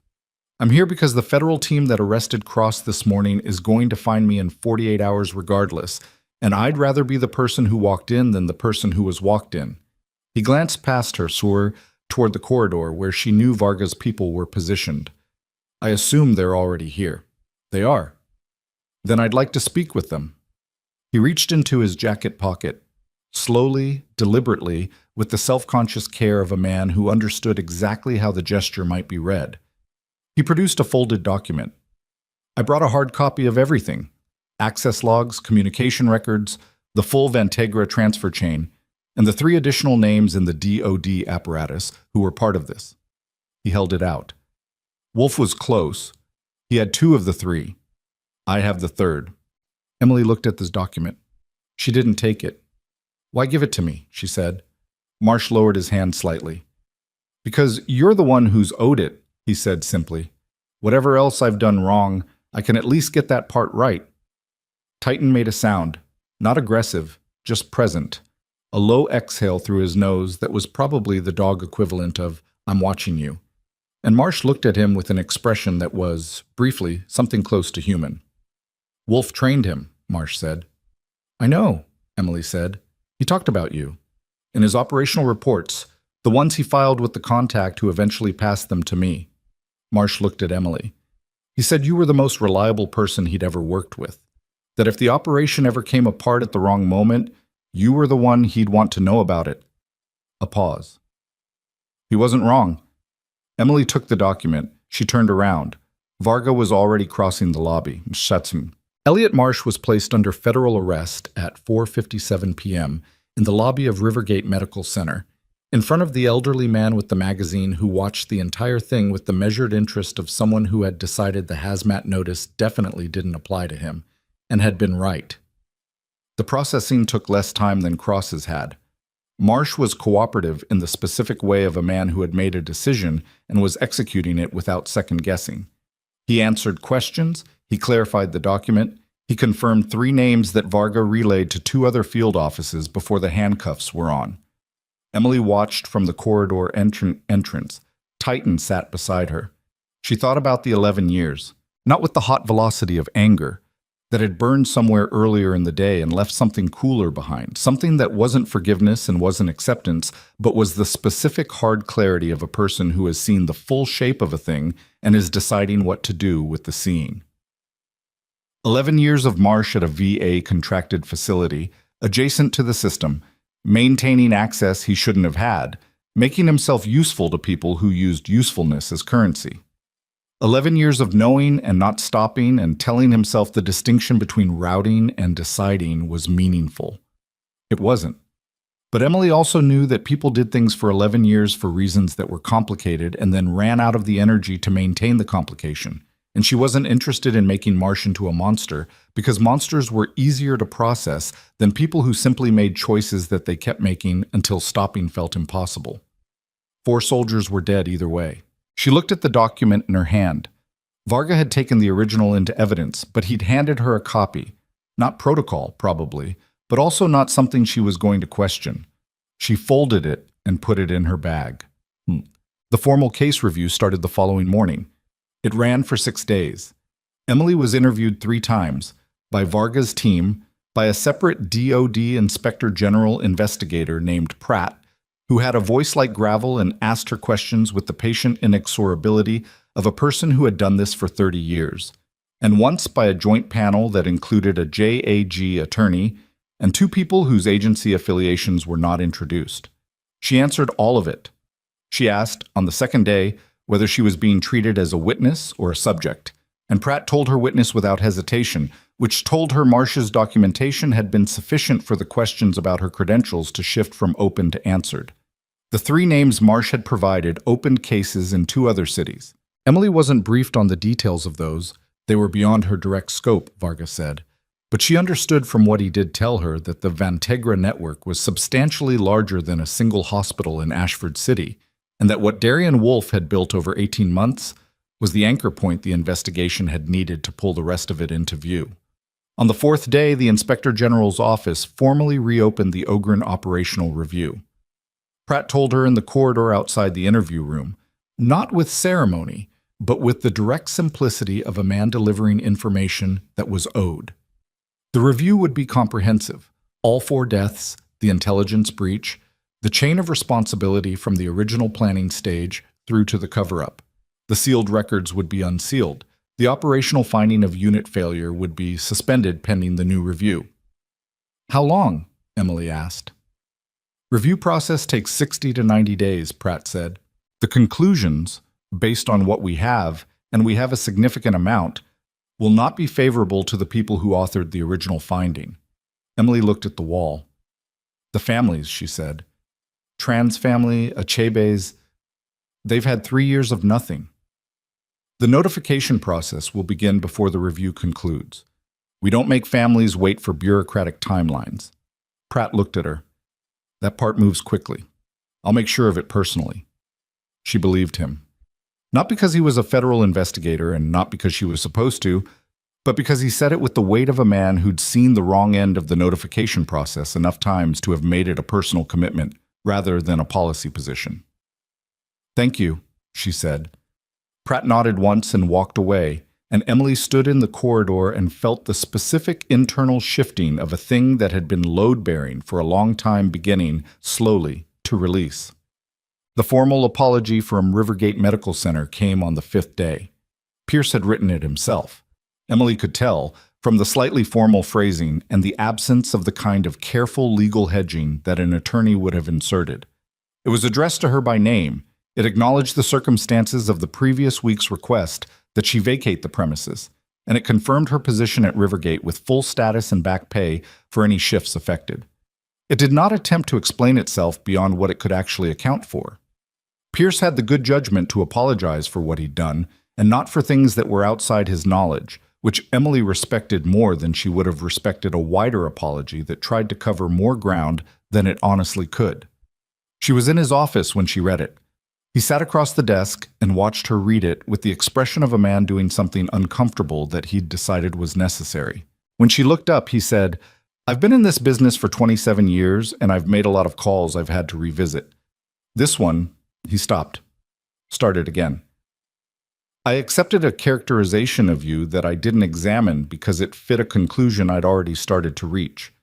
I don't usually operate that way." "You didn't have context," Emily said. "I should have asked for it." She looked at the letter. "It's a good apology," she said. "Most people can't write one that actually says what it means." Pierce seemed uncertain whether that was a compliment or an observation, which was fair because it was both. "The position," he said. "Charge nurse, if you want it. South Wing has needed a permanent charge for 4 months, and Sandra has been covering it on top of her own load." He paused. "That's not charity.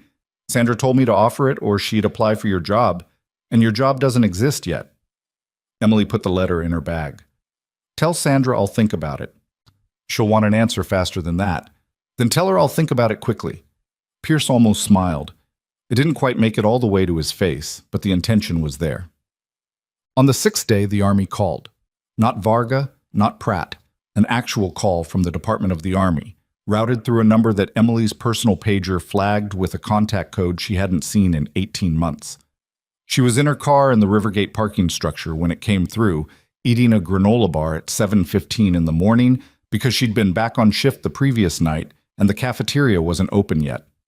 The call was from a Colonel Yates, who had a title that included the words personnel review and special circumstances, and who spoke with the precise efficiency of a person who had been in the Army long enough to know that the most respectful thing you could do for someone's time was not waste it.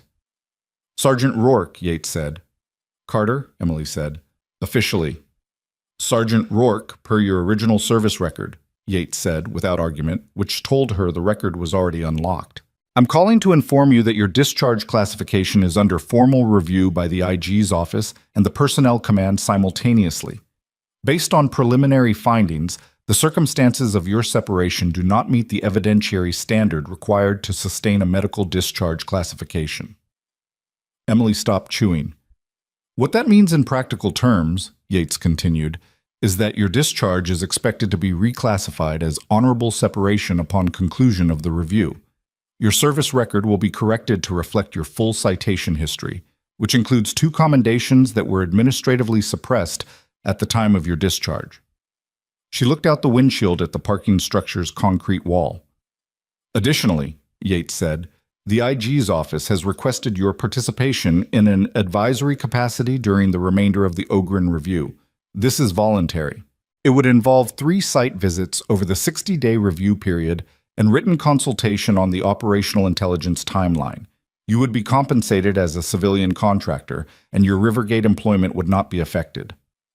Emily was quiet for a moment. "The 4 soldiers," she said, "Tran, Achebe, Hollowell, Odemba. Their records." "Being corrected," Yates said. "As of this week. The operational finding of unit failure is being expunged. Their service classifications will reflect the correct circumstances of their deaths." Notification to families is already in process. The first two were contacted yesterday. Emily closed her eyes, opened them. The parking structure wall was still there, gray and ordinary. A Tuesday morning, the sound of someone's car starting 2 levels down. I'll participate in the advisory review, she said. I'll send the paperwork today. Colonel? She stopped him before he could close the call. The commendations that were suppressed. I don't need them reinstated to my file. I know what they were for. A pause. But I'd like the families of those 4 soldiers to know what the full record says. All of it. What they were doing, what they accomplished before it went wrong, what they were trying to protect. A brief silence. That can be arranged, Yates said. Thank you. She ended the call and sat in her car with the granola bar in her hand and the engine off and the quiet of the parking structure around her. She was not going to let herself cry in the Rivergate parking structure at 7:15 on a Tuesday morning. She had made that decision without consciously making it, the way she made most decisions, and she held to it. But it was a near thing. Titan was formally released from Ashford Veterinary Emergency on day 7. The paperwork was complicated. He was military property, technically, and his handler was dead, and the bureaucratic process for reassigning a working dog involved 3 different agencies and a form that Emily was fairly sure had been designed by someone who had never interacted with an actual dog. Varga expedited what he could. Pruitt contributed a veterinary assessment that used the phrase bonded placement, strongly recommended with a clinical specificity that made it very difficult to argue with. Emily signed the final form in the Rivergate parking structure, leaning against the hood of her car, with Titan sitting beside her looking at her pen with the focused attention of an animal who had opinions about things and expressed them through proximity. She drove him home. He walked through her apartment door, investigated the cactus on the windowsill with forensic thoroughness, and selected the end of the couch farthest from the door as his preferred location. Emily stood in the kitchen and watched him and drank a cup of coffee that actually made it all the way to the bottom of the mug, which was something she hadn't managed in a week. She thought about Darian Wolfe.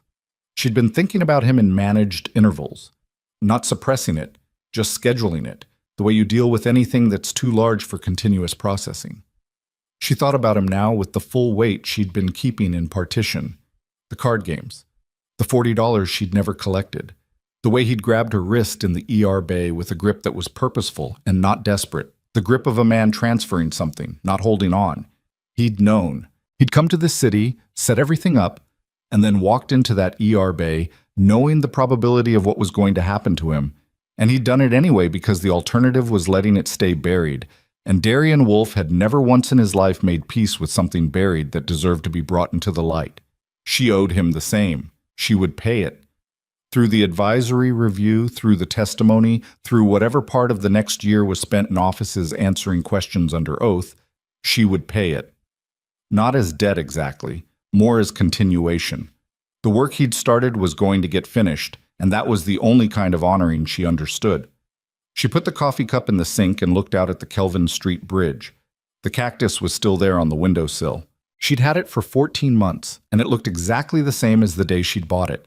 Not thriving, not dying, just persisting with a kind of indestructible indifference that she'd found oddly comforting. She looked at it for a moment, then at Titan, who had rearranged himself on the couch and was watching her with the calm attention of a dog who had decided his situation was acceptable. She should name the cactus. She'd been thinking that on and off for 14 months. She'd always stopped herself because naming things made them harder to leave, and she'd been living in a low-crouch readiness to leave since she'd arrived. The way you live when you're not entirely sure you're allowed to stay. She looked at the cactus. Wolf, she said aloud to nobody. It felt right, in the way that small things sometimes feel right. Not dramatic, just correct. A name for something that survived without much water, in a small space, in a city it hadn't planned on. She took the charge nurse position. Sandra's response, when Emily told her, was a single raised eyebrow and a coffee cup slid across the nursing station desk, which was Sandra's version of a party. The first week in the charge role was genuinely difficult in ways Emily hadn't entirely anticipated. Not the clinical responsibilities, which fit like a piece she'd always had the right shape for, but the administrative dimension. the management of people, the navigation of departmental politics that were considerably more complex than they appeared from the floor. She made 3 decisions she second-guessed. She had one conversation with a resident that went badly wrong and then had it again, better, 48 hours later. She forgot to eat lunch on Thursday. She was imperfect at it. She was also, by the end of the first week, better at it than when she'd started, which was the only metric that mattered. Marcus brought it up on Friday, at the end of a shift that had been long in the specific way of shifts, where everything happens slightly wrong and gets corrected and then happens slightly wrong again. "You're different," he said. Not in a bad way. He said it with the curious observation of someone who was genuinely trying to identify a change. "Different how?" Emily said. "Like you know you're staying." He shrugged. "Before it always felt like you were visiting, like you had one foot somewhere else." He looked at her. What changed? Emily thought about how to answer that. She thought about the parking structure and the granola bar and Colonel Yates on the phone. She thought about Marcia's document and the names on the second page and a 24-year-old from outside Baton Rouge who'd owed her $40. "I finished something," she said. Marcus considered this. "And now?" "Now I start something else." He seemed to find that satisfying in the way of a person who doesn't need the full story to understand the shape of it. He refilled his coffee and went back to his notes, and Emily went back to hers, and the South Wing nursing station hummed with the ordinary business of people trying to keep other people alive. The formal recognition ceremony was not Emily's idea. It was Pierce's, organized quietly, without press, in the hospital's main conference room on a Thursday afternoon 6 weeks after the arrest. There were about 30 people, department heads, nursing staff, 2 federal representatives, including Varga, Colonel Yates attending in person, and Sandra Voss standing at the back with an expression that suggested she'd known about this for at least a week and had managed to say nothing, which she considered a personal achievement. Titan was also present. Pierce had authorized it with the specific expression of a man who had decided that arguing with the situation was not worth his energy. The dog sat beside Emily's chair and observed the proceedings with the dignified composure of an animal who understood that this was an occasion and was prepared to behave accordingly. Yates spoke first. He read into the record the corrected discharge classification, the reinstated service history, the restored commendation citations, and the formal finding from the Ogren Review. Unanimous, he said, in its conclusion that the operational failure had been externally engineered and that no member of the deployed unit bore responsibility for the outcome. He said it formally. He said it on the record. He said it in a room full of people who would remember hearing it. Emily sat and listened and kept her face level and did not think about the parking structure or the cactus or the $40 until after Yates had finished, at which point she thought about all 3 of them at once and had to look at the middle distance for a moment until her vision cleared. Varga said fewer words, a brief summary of the Vantegra investigation's current status, which he described as ongoing and which Emily understood to mean that the 3 names Marsh had provided were generating their own cases in their own jurisdictions. He thanked Emily's cooperation without making it sound like a formality. She appreciated that. Pierce spoke last. He stood at the front of the room with his hands clasped in front of him and looked at Emily and said what he'd said in his office, but publicly this time. That he'd accepted a characterization without examination, that the characterization had been wrong, that he was sorry. Not a long speech. Not a speech that tried to redeem itself with volume. Just a man saying a specific thing he meant, to the person it was owed to, in front of witnesses. Emily stood when he was done. She hadn't prepared anything. That was a deliberate choice. Not spontaneity for its own sake, but because anything she wrote in advance would have been the wrong shape for the room. She looked at the people in front of her, Marcus in the 3rd row, Sandra at the back, Varga with his arms crossed and his expression doing that thing where it was more than neutral without quite being warm. And she spoke the way she'd talked in debrief rooms for years, which was to say, without decoration. The soldiers who died in the Ogren operation were not failed by their training, their instincts, or each other, she said. They were failed by people in positions of trust who used that trust as a financial instrument. That's not a military problem or a government problem. It's a human problem. People rationalize.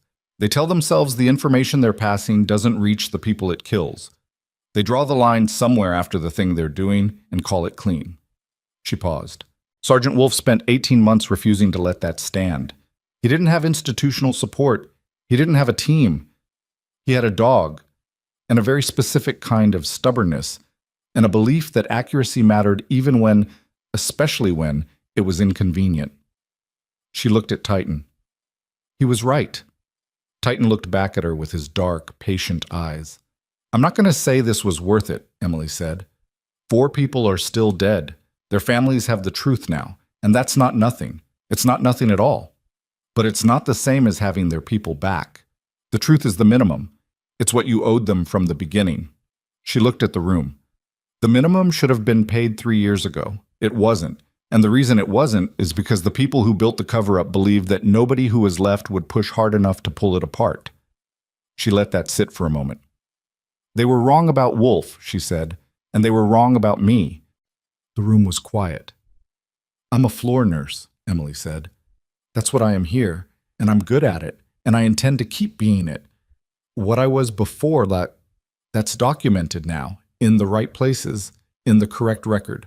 I don't need it on my badge." She looked at Pierce. "I just need the work to mean something." It wasn't the most eloquent thing she'd ever said. It was also exactly what she meant, without a single word borrowed from the version of herself that would have shaped it for an audience. Pierce nodded. Varga uncrossed his arms. Sandra Voss, in the back of the room, said nothing and was louder for it. After, when the room had mostly emptied and someone had put out coffee that was slightly too strong and cookies that Titan was eyeing with transparent intent, Marcus found her near the window. $40, he said. Emily looked at him. "You mentioned $40 once," Marcus said. "When Titan first came in, and you were, I don't know, you were somewhere else for a second. You said something about $40. She hadn't realized she'd said it aloud. "The card game, Baton Rouge." "Someone owed it to me," she said. "Did you collect?" Emily looked out the window at the city, Ashford, which she had not planned to come to and had come to anyway, where she had spent 14 months being invisible by choice and had then, for 6 days, been the most visible thing in the building. The Kelvin Street Bridge was visible from this angle, just barely, the cables catching the late afternoon light. "No," she said. "I'm going to let it go." Marcus nodded slowly. He seemed to understand it was about more than the money, because Marcus was not the kind of person who missed things. "Good," he said. She clipped her badge back on. South Wing Charge Nurse, E. Carter. The photo was from her first week at Rivergate, when she'd smiled slightly because the photographer had asked her to, and she'd complied out of reflex. And the result looked like a woman who was in the middle of deciding something. Not happy, not unhappy, just in the process. She looked different now, she thought. Or maybe the same. It was hard to tell from the inside. Titan pressed against her knee.